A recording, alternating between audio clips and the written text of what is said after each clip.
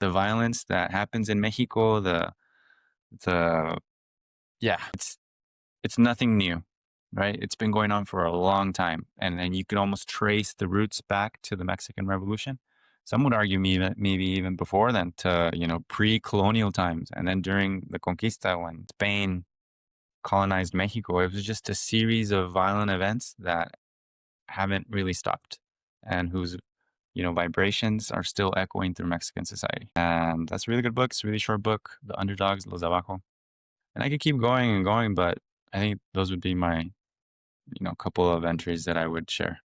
Yeah, I think that's interesting point that if you go back in time, you can see that things haven't I changed. think going back to trying to read more people who are like us, there's one in Spanish that I really like called Los de Abajo or The Underdogs by Mariano Azuela.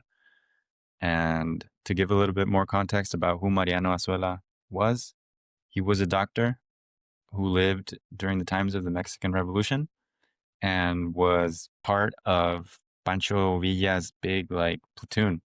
And so he was witnessing firsthand what was happening in the Mexican Revolution, and he pioneered this genre of essentially fiction about the Mexican Revolution.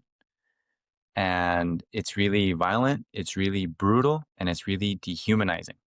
And it helps me understand what Mexico is today, right? Like it's the same thing. Like it reminds me of a book I read with that same teacher. I forget what it's called, but it's by the philosopher Voltaire. And yeah, it's the same thing. It's like there's absurdity going around. There's wars. There's blood, death, killing, and this was written like hundreds of years ago. And so like and at the time, the point again is like hoping for a better future. But like the current president is like a bloodbath, and things just don't change.